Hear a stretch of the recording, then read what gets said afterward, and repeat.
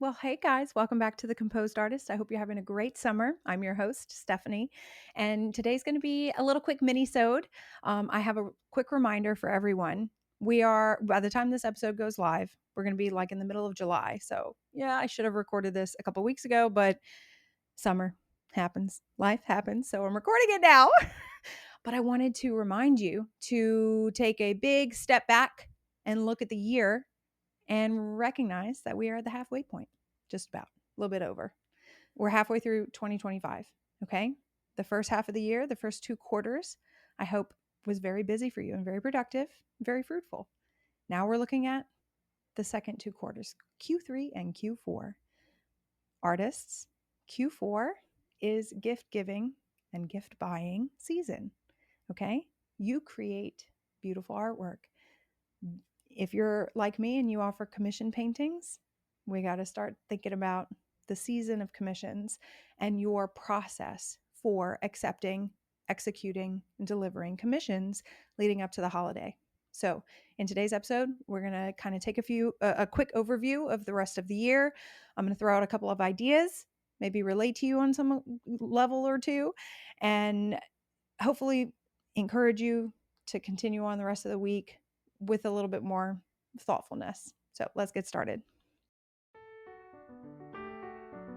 Welcome to The Composed Artist, the podcast where we explore the intersection of artistry, entrepreneurship, and self-improvement and continue to pursue a more composed life. I'm your host, Stephanie, an artist specializing in live wedding painting, living in the vibrant and soulful city of New Orleans.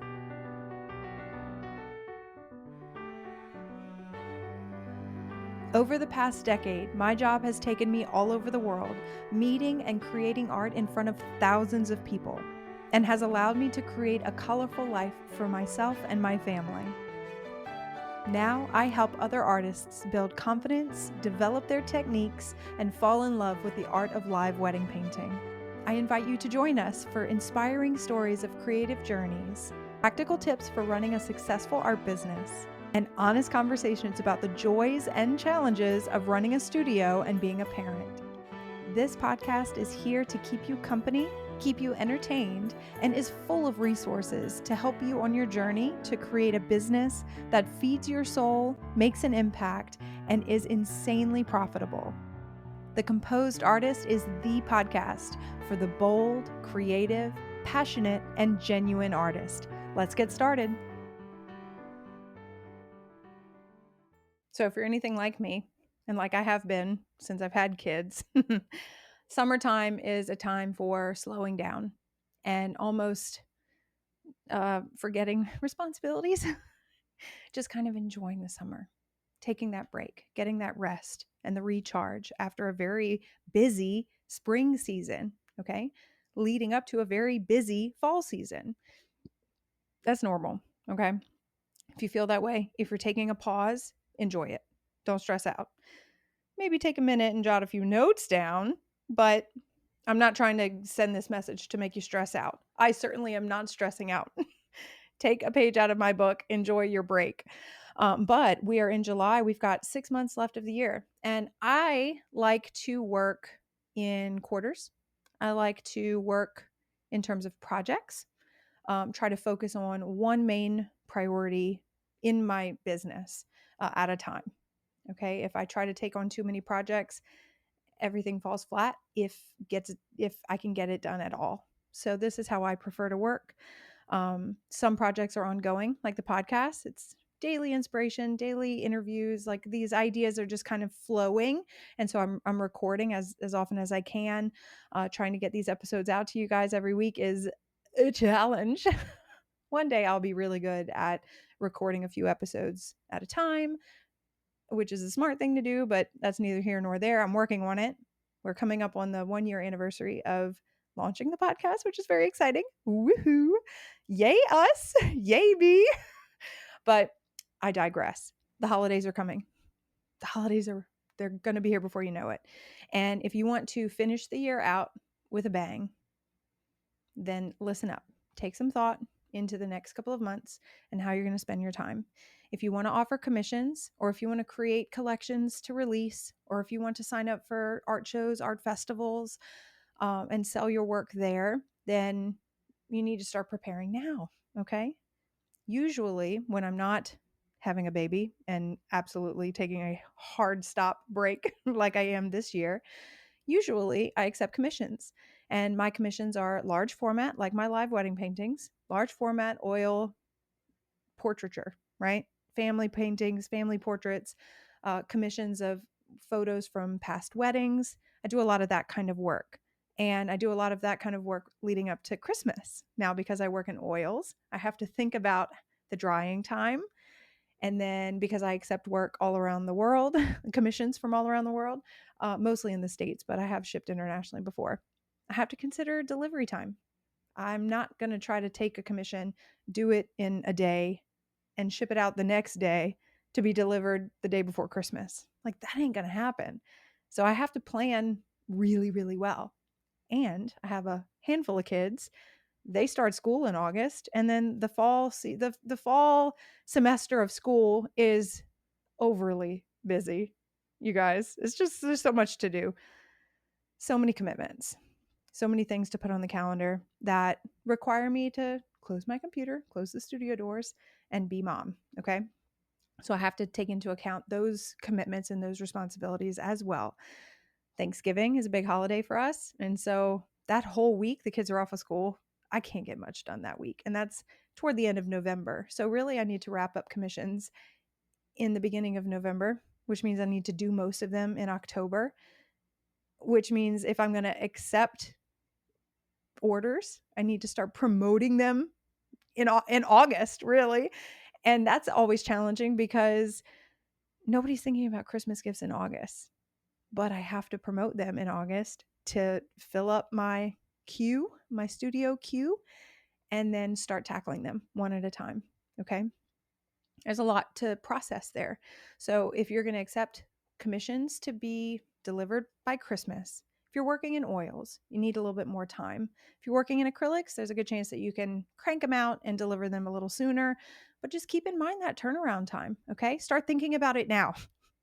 If you want to create a collection, there's a period of time where you have to kind of find and formulate inspiration and make a plan. Start thinking about that. Okay. Don't wait. That's all I'm saying. That's all I want to say. Don't wait until, oh, it's November. And now you're starting to see the ads for Christmas promotional things. Those promotional things have been like online, on your email newsletters. Like, people are going to start promoting Christmas in November, even as early as before Halloween in October. Those promotions have been planned since really the beginning of the year. That's how bigger companies operate. That's how a lot of kind of well-established companies, small businesses, have to operate as well. We're ordering materials. If you're going to be, let's say hand painting ornaments, those have to be ordered by now, so keep that in mind. Because this is a minisode, it's not really structured. It's not really super well prepared with like exactly what to do, because I know everyone that listens does different things. If you're a live wedding painter, let's talk about that. If you're a live wedding painter, the fall season is right around the corner. If you've been promoting all year, there's a good chance that you're probably booked up or booking up in the fall already.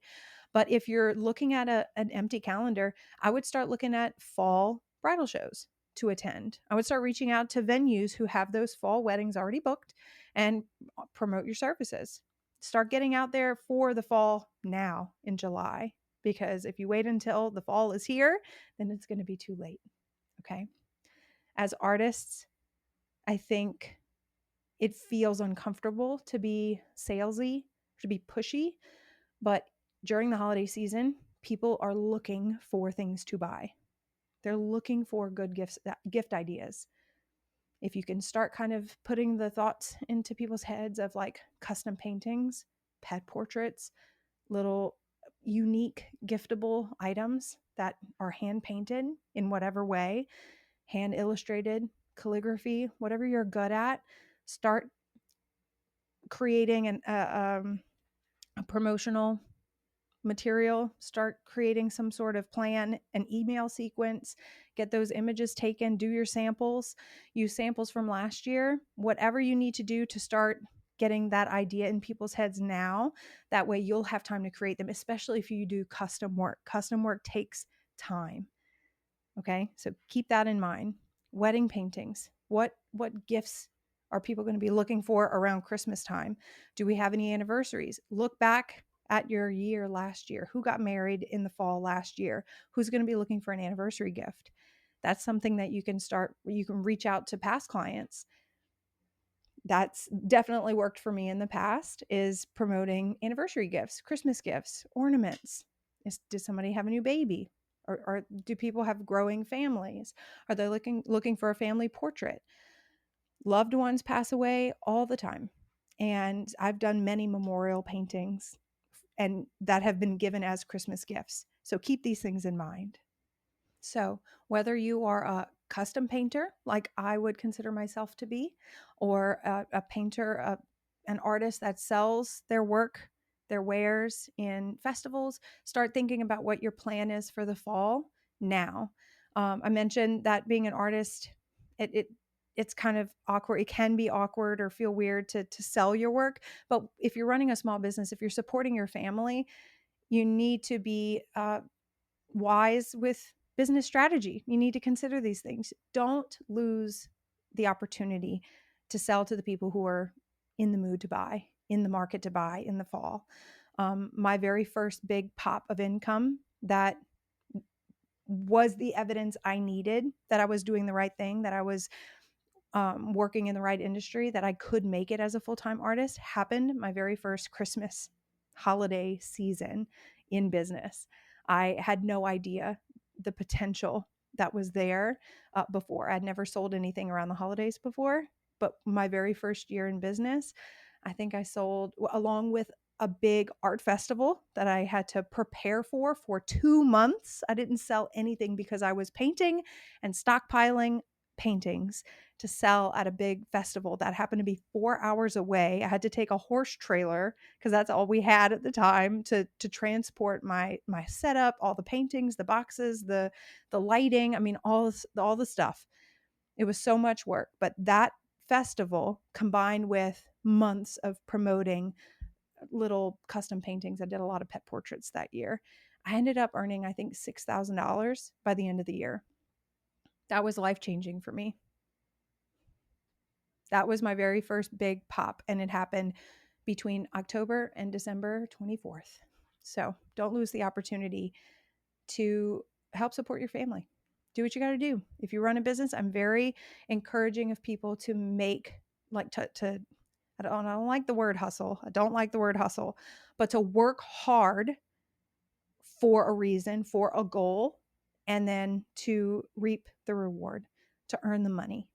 You deserve it. You work really hard. Your work is worth the price you ask for it, and you deserve to be paid. That's how I feel about it, and I will always support working artists for that reason. Okay, so balance the emotions of what people are looking for and then what you also want to create.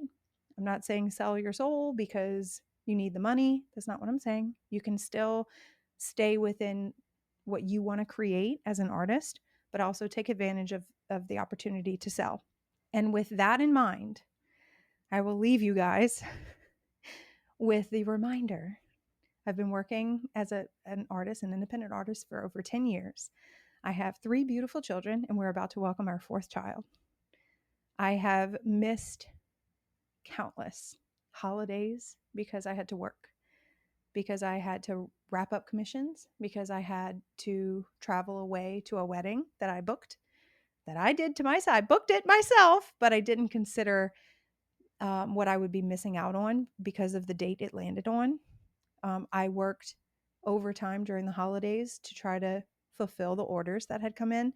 I have missed so many opportunities to spend time with family over the holidays, time that I regret. Okay. So if you consider now in July, if you look forward, if you look ahead for the rest of the year, the 6 months that we have in front of us in 2025, and you make wise plans, like make a plan for how you're going to run your business for the rest of the year, what kind of financial goals you're going to set.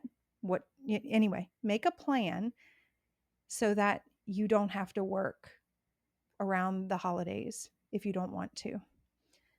It has been a few years since I have accepted a wedding in December. I usually take December off. Now, that doesn't mean that I'm sitting around eating bonbons for a month. December is full. December is so full of things to be done just as a mom and somebody who runs a household and has holiday, parties and gifts to give and family events and all the things.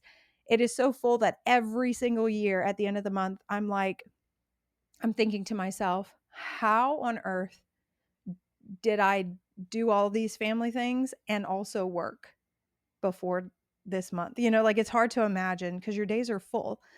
And if you're working, you're not able to do a lot of those things, or those things just fly by and you can't enjoy them like you could if you were able to. As a woman and as a mother and as a family member, as a friend, as a sister, as a wife, I am grateful when I set a boundary for when I'm not going to work and when I stick to it. I'm grateful. I have never regretted saying no to a job or a bunch of jobs, saying no to money, because I know I would rather be spending time with family. I know that that's coming and I'm going to want that. Even all the rest and the Christmas music and all this stuff, I have never regretted saying no to jobs. I have regretted every time taking a job because I thought this would be worth it for whatever reason. It's a big wedding. Woo. It's at a venue I've never worked at. Now it's a bucket list venue. Woo. We could really use the money. Woo. Every time I'm at that job, I'm at that wedding doing what I absolutely love to do more than anything in the world other than spending time with my kids, doing live wedding painting. If I'm working instead of doing the fun thing with my family, I regret it every time. 10 years of like regretting these jobs. Anyway, I'm just saying, start to plan now, be considerate of the rest of the year, and then make sure that you set a boundary. A boundary is something that you set for yourself and you stick to. You can't set a boundary for someone else. People are not going to read that little message on your website that says, I don't book weddings in December. But they will hear you when they inquire and say, hey, our wedding's in December. We have to have you. And you say, I'm sorry, I'm unavailable. That's the boundary. So keep all of that in mind. I wish you a wonderful rest of your summer. Summer's not over yet. Don't stress out, but take a moment and be considerate. Make a plan so that when summer ends, whenever that happens for you, that you have a plan, you've gained momentum already, and you could just kind of roll with it the rest of the year. Make a ton of money, make a lot of people happy with beautiful artwork, and then come to a hard stop and enjoy the holidays with your family. That's what I wish for you. So enjoy your summer. I'll talk to you soon. Bye for now. Hey guys, P.S. If you are hearing this episode and you are completely at a loss for how to prepare or how to look back and use the momentum from the spring months to roll forward into the fall months, if you're just at a loss and don't know where to go from here, please click the link in the show notes to download my goal setting workbook. Okay, I created this asset for my students inside the Wedding Painters Blueprint. It is created specifically for live wedding painters, but can be applicable to other artists as well. Not so much the artists that work in the art festival and gallery sphere, but more for commission artists. Okay. It's definitely live wedding painters. So if you're a live wedding painter or an artist who is trying to kind of gear their business toward that service, definitely download this. It's a free download. It can be accessed on my website and go through it. Okay. I will go through it at the beginning of the year, kind of the end of December, beginning of January. It's a goal setting workbook. It's a great self-assessment for the year. Assess where you are right now in your business, in your personal life, in your mind, your mindset, and then set some big goals for yourself moving forward. You can use it not only at the beginning of the year, but also I mean, honestly, at any point in time. And so at this halfway point, I would highly recommend that you check out the goal setting workbook. Click the link below or in the show notes and give it a print it out. It's a PDF and fill it out and have fun. Get some clarity about the next 2 quarters of the year and have fun with it. It's a fun one. Just wanted to remind you that's available. Go get it. Bye. Thank you for tuning in and joining us on this journey of artistic exploration, entrepreneurial growth, and personal development. Remember, you have the power to create a life that is both fulfilled and balanced. If you enjoyed today's podcast, please subscribe to The Composed Artist on Spotify, Apple Podcasts, and YouTube. And don't forget to leave us a review. Your feedback means the world to us and helps us reach more creatives like you. Until next time, keep creating, keep dreaming, and keep pursuing that composed life. You got this.